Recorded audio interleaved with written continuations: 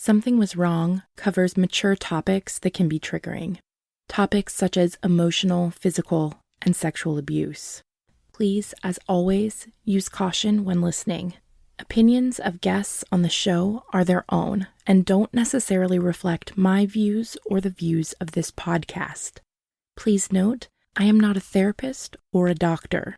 If you or someone you love is being abused, please call the National Domestic Violence Hotline at 1-800-799-7233. If you or someone you love is experiencing a suicidal crisis or emotional distress, please call 1-800-273-8255. For more resources, visit somethingwaswrong.com/resources. Thank you so much. Hi, friends. The past few days have been some incredible ones for myself and Something Was Wrong. This past Friday, December 4th, 2020, Ashley and Britt from Crime Junkie podcast featured Jez's story from this season on their episode BWBRSA, aka Be Weird, Be Rude, Stay Alive, Operation Fireball. Jez and I so appreciate them highlighting this story, and we all hope it brings awareness and accountability. I also want to thank Ashley and Britt for just being awesome and being listeners and supporters of Something Was Wrong since season 1. They've always gone out of their way to encourage me and support my work, and I really appreciate it. By covering this important story, and then by recommending my podcast, they have not only brought me so many amazing new listeners, hi, but they are helping me to amplify the stories of every survivor who has shared here. I am forever in gratitude for Crime Junkie's support, and I'm so thankful to each and every listener for being here. None of this would be possible without every single survivor who has come on the podcast and shared their story. I am forever thankful for you and everything that you have taught me along the way.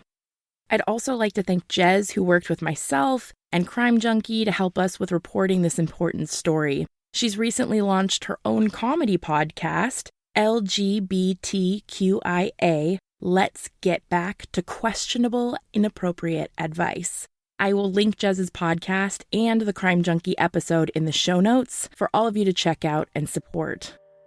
Thank you so much.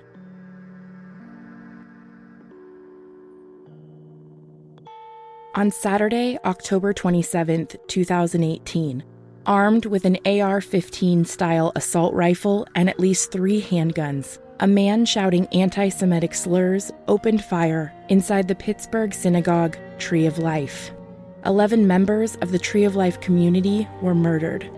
4 police officers and 2 others were also injured. The next survivor I'm honored to interview, J.E., is a member of the Tree of Life community and was personally impacted in many ways by this massacre.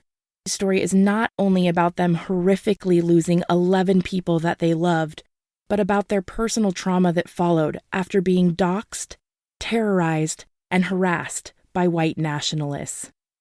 I'm Tiffany Reese, and this is Something Was Wrong. You think you know me, you don't know me well at all. Think you know me, you don't know me well. You think you know me, you don't know me well at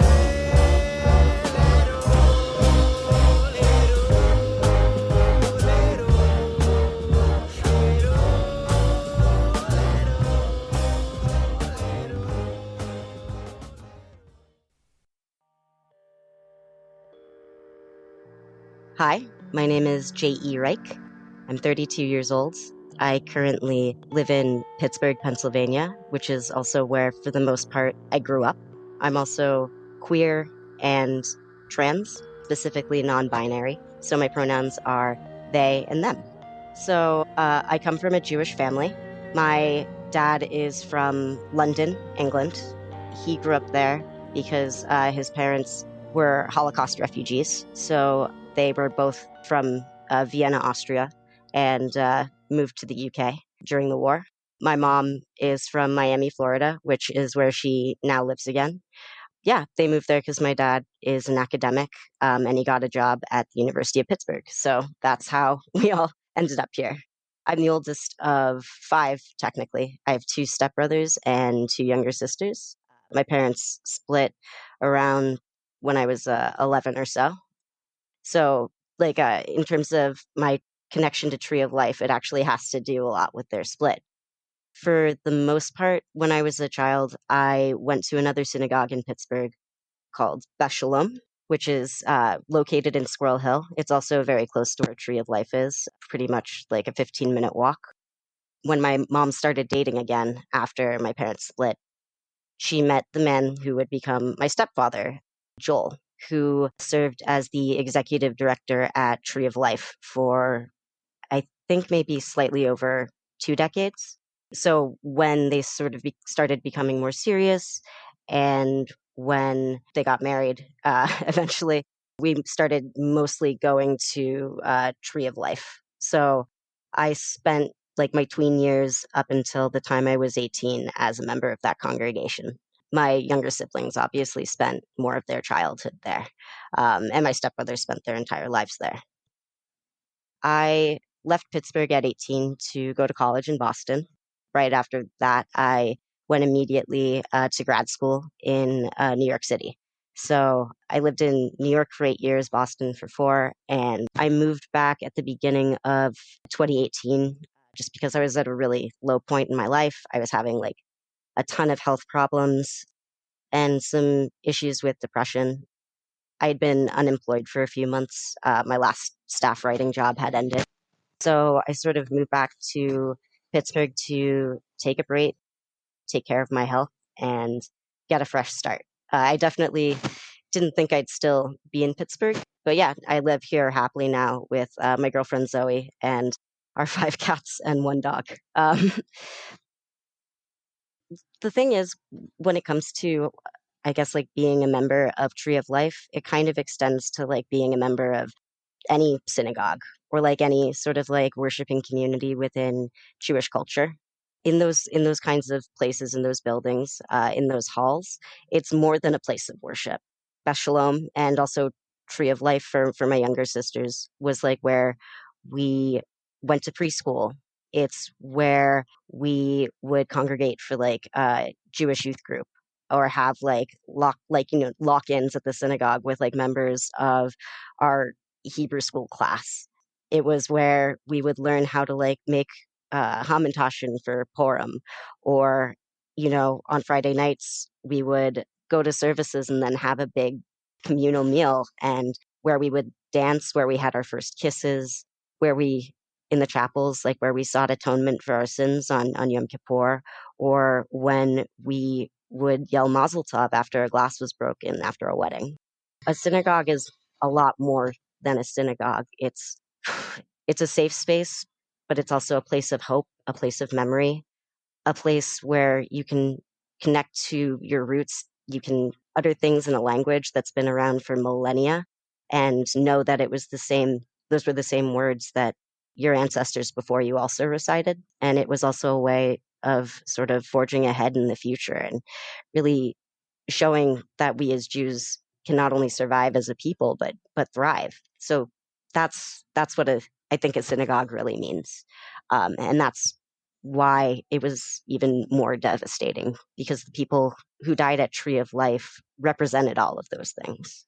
And I also have come to learn that there's a lot of synagogues in Squirrel Hill, and it's considered like a very special place for Jewish people. Yeah, it is. I think there's like a statistic, and I might be wrong, but it actually has like more Jews per like square mile or whatever the metric is. Like the most dense Jewish population in a neighborhood, like it's only like second to like New York City or something, or like Brooklyn or something like that. Wow. It's a very, yeah. Squirrel Hill in a way is its own kind of synagogue. Everybody knows everybody. Everybody's mother is part of the same. Like I like to call it like the Jewish like mother's mafia, like the gossip mill and everything. But yeah, you walk down the street and you'll definitely see somebody or somebody that is friends with your mother, or like your sister's best friend's cousin, or like it's a place where to borrow the tagline from Cheers, everybody knows your name. Growing up in Pittsburgh, especially like as a Jewish person growing up in Squirrel Hill,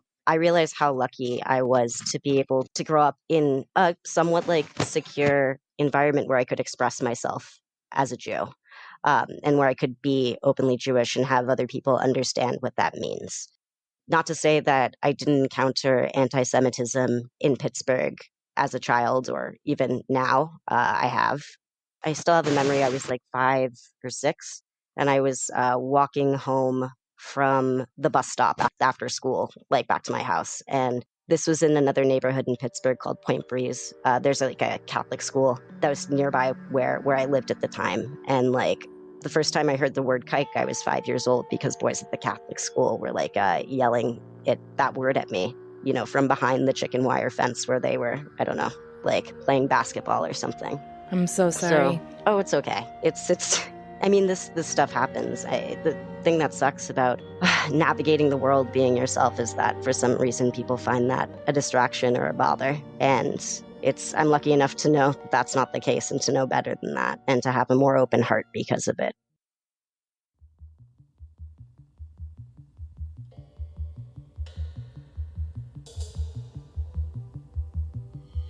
On October 27th, 2018, I was actually not in Pittsburgh. I was in Lancaster County, where my partner at the time, where they're from and where their family lived. We were visiting their family.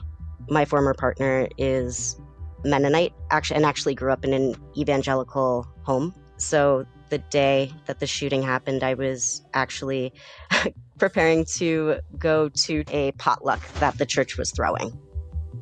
And I was ironing a shirt. I just wanted to look my best. And I also sort of like have a thing about, I guess, looking as pressed as possible, not only when meeting new people, but in places like Lancaster County, where I'm usually like the only Jew in like a 6-mile radius or something. I always just want to look my best. And I've been in a position where I'm sometimes the first Jew somebody has ever met. So I was thinking about that when my former partner told me to check my phone. They told me to go on Twitter and said Tree of Life. So I did. And I saw that I had missed calls from my mom and my stepdad, who would have normally been attending services that day. And they weren't there that day. I can't even remember why. I think they might have slept in or something. It was something like so small, like they would have been there otherwise.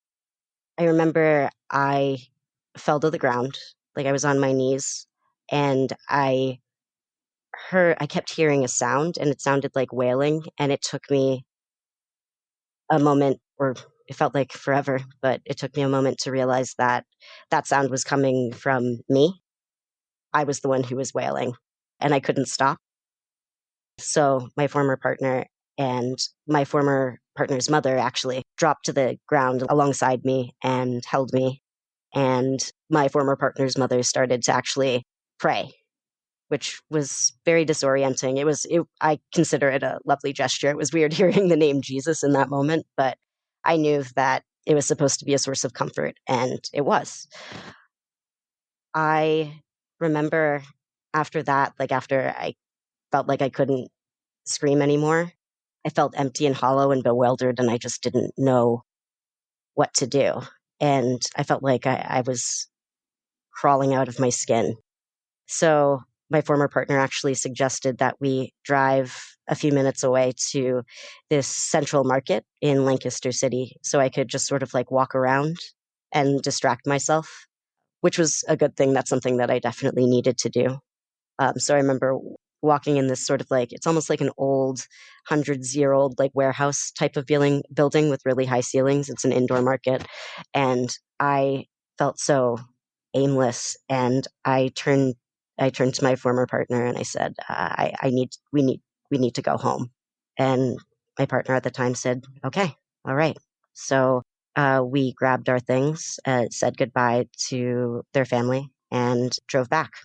And the car ride, I was talking to other people. We were still waiting for names. And I was sort of like keeping my eyes glued to Twitter, and I was texting people. And I work as a writer and as a journalist. And I realized that like updating like my Twitter feed or like tweeting stuff that I knew because I had like insider intel being a member of Tree of Life, I thought that maybe it could help people in a way. So, with permission, I was sort of like tweeting pieces of information that I was receiving.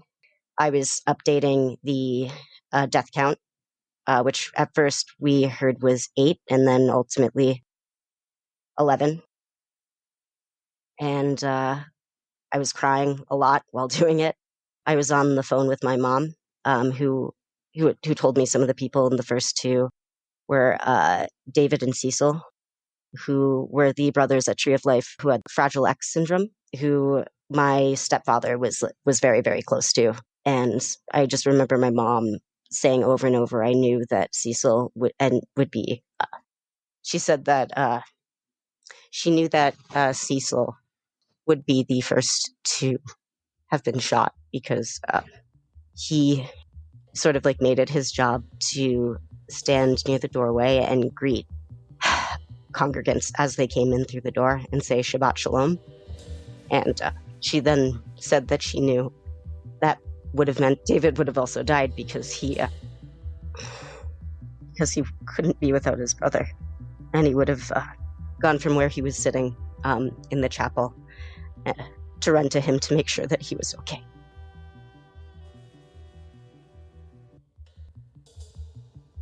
Other names that came in, Rose Mallinger was the grandmother of a boy who I used to be friends with in middle school and who I also went to high school with.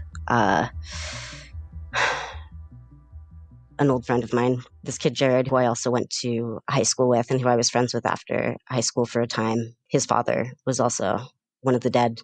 And even the people who I didn't have a more direct relationship with, I knew their faces. I knew their names. My stepdad, specifically as his role as executive director, had a relationship with all of them. And my stepdad, he's a really big guy. He has this. I always joke that he looks like a very stern Michael McDonald from the Doobie Brothers. He has like this shock of white hair. He's really tall, and he just spent days and days in bed, like curled up like a child. The role of an executive director in a synagogue, perhaps like the biggest role, has to do with like Jewish burials, figuring out burial plots. It's almost like a kind of like part community leader and then part funeral director in a weird way. So I just kept thinking about how he must have been thinking about like the maps of the cemetery, Tree of Life Cemetery that he had in his office and where they were going to go. So the drive from Lancaster County to Pittsburgh is about 5 hours. I think we managed to somehow get there in 4 or so. And by the time we got back, night had fallen, and they were hosting a vigil on the streets of Squirrel Hill, specifically Forbes and Murray, which are sort of like the two main arteries of Squirrel Hill, and is also the corner where the Jewish Community Center is. So we were driving through Squirrel Hill, and there were just thousands of people there. It was raining, and it was remarkable, but it brought no real comfort, at least not to me.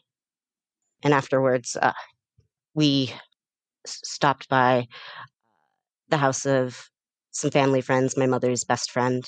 And when I saw my mom, I just hugged her and didn't want to let go.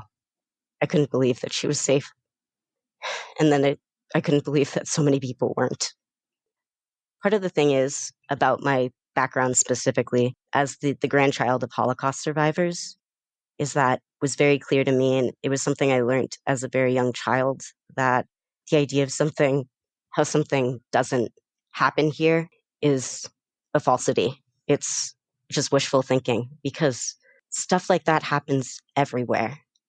You can just be lucky enough never to have to encounter it firsthand. I mean, people are capable of such great good, but they're also capable of such hate.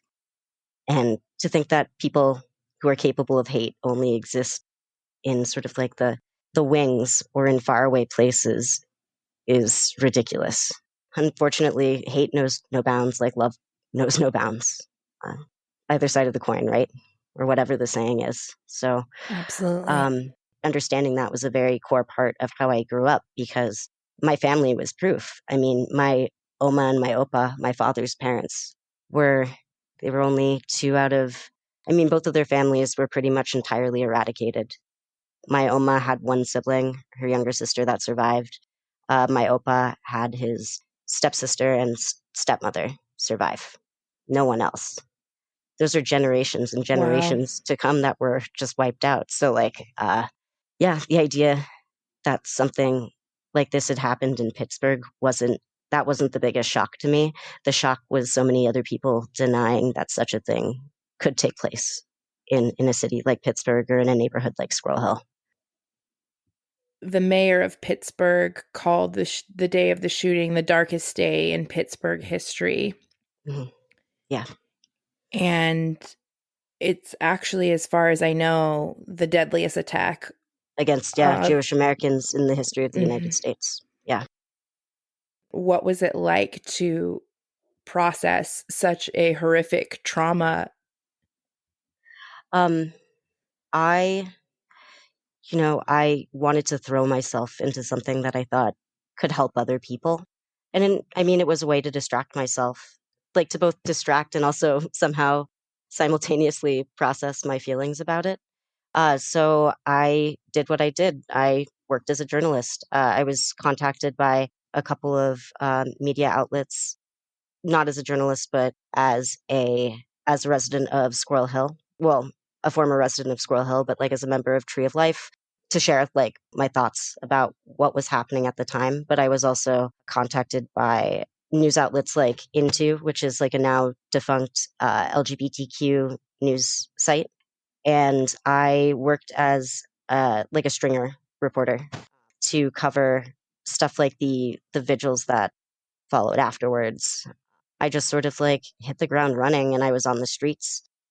I was also doing reporting through my Twitter account by sort of tweeting like on the ground observations, especially for the rally that occurred 2 or 3 days after the shooting when Trump came to the site of the shooting, which the Jewish community in Pittsburgh rallied against him doing from the get go. My mom was also a part of a lot of these, like a lot of these demonstrations.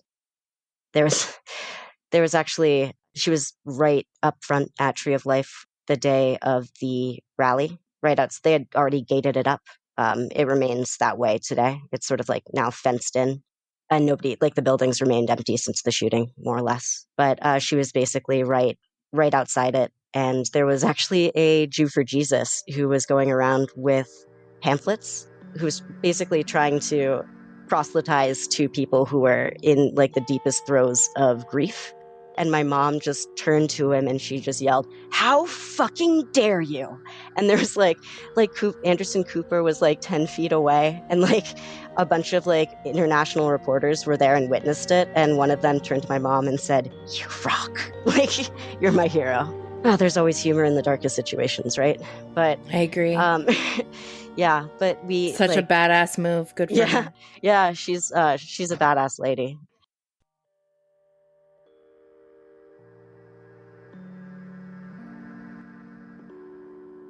Um, but yeah, we both kind of did the same thing. We were throwing ourselves into it. My stepdad was he couldn't cope, which is understandable. He was really like he was more or less incapacitated for days and days.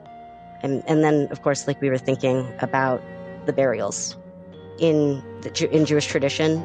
The funeral more or less like immediately takes place after a death, partially because we don't embalm. So there's, I mean, practicality's sake, like in terms of decomposition, but it's just a ritual. Part of that ritual is sort of like 11 people like sort of like guard over, or a number of people, at least 10, will like guard over the body, and sort of like cleanse it.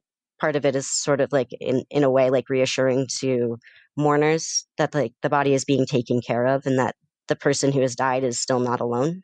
But of course, this time was different because these bodies had to be autopsied. Uh, there was a lot of waiting around for that, so that process could be immediately enacted. There were just so many funerals. Yeah, I know. My mom went to Joyce's, and she went to Cecil and David's. I was going to go to Jared's dad's, but I couldn't. I couldn't work up the energy. I couldn't. Yeah, but he spoke at his father's funeral. It was just it's just kind of a wash, and part of that has to do with PTSD, I guess, and part of it has to do with sort of the overwhelming nature of 11 funerals happening in such a quick succession, and knowing that everybody you know is in mourning and is touched by it in some way. After those initial few days, like I said, it's a little bit of a blur. I mean, I did receive like a number of texts just from people I knew both in Pittsburgh and outside of Pittsburgh. There's an activist group, like a Jewish activist group that I was involved with at the time, called If Not Now. They're a really great organization. They offered safe spaces, sort of like a Shiva evenings or periods of time to sort of openly be with people. Like I remember there was like one at this place called Moishe House, which is a place where recipients of the Moishe Fellowship live. It's a community action oriented sort of fellowship for Jewish postgrads. Or they had like a massive invite for anybody in the Jewish community to just come over, and they were going to make a ton of soup so everybody could like have some comfort food and just sit and be together. So like people were really doing their best to reach out and to be there for one another and be supportive.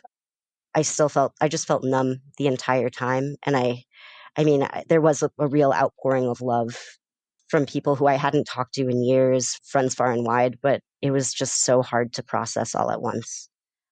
Part of my particular reaction to it was because only maybe 6 or 8 weeks before the shooting happened, I had lost one of my closest friends from college in a car accident, which it was or a hit and run. It was really unexpected. So it was almost like a double shock in terms of like I had just gone through this process of grieving, and I thought I was coming out of it the other side. Okay. I thought I was starting to. And then this happened, and it was just sort of like a double whammy. Yeah. I'm so sorry. From like September 1st to the end of October, I refer to it as like the danger zone, just because like with PTSD and anxiety, I get like really, really bad panic attacks. I get panic attacks like a lot, but like within that time frame, I always have to be on the lookout and like be on my guard. And I'm lucky enough to like have resources now and that act as a safety network, both with loved ones and also just like a really great therapist, a really great LGBTQ health clinic that I go to. And I'm lucky enough to like have health insurance right now. So all those safeguards are in place, and it's something that like is a privilege, and I know so many other people don't have the privilege that I have in this case. But yeah, it's really a doozy. I guess the Vanity Fair piece. Should I start talking about that? Next time. You think you know me, you don't know me well at all. Something Was Wrong is produced and hosted by me, Tiffany Reese. Music on this episode from Glad Rags. Check out their album, Wonder Under. If you'd like to help support the growth of Something Was Wrong, you can help by leaving a positive review, sharing the podcast with your family, friends, and followers, and support at patreon.com/somethingwaswrong. Something Was Wrong now has a free virtual survivor support forum at somethingwaswrong.com. You can remain as anonymous as you need. Thank you so much for listening.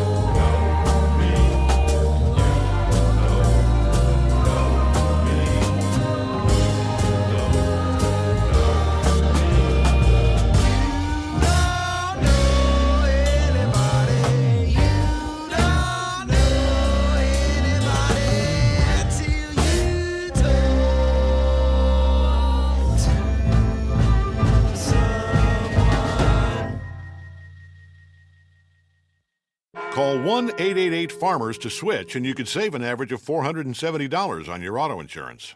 That's a lot of money in just a few minutes. With savings like that, you could be lounging on an impractical amount of ornate and overpriced throw pillows you bought for your couch. But you won't, because you're better with money than that. That's why you're calling us in the first place. Call 1-888-FARMERS to get a quote today. We are farmers. Bum, bum, bum, bum, bum, bum. Based on average nationwide annual savings survey data July to December 2020. Underwritten by Farmers Trucker Fire Insurance Exchanges or affiliate. Products not available in every state.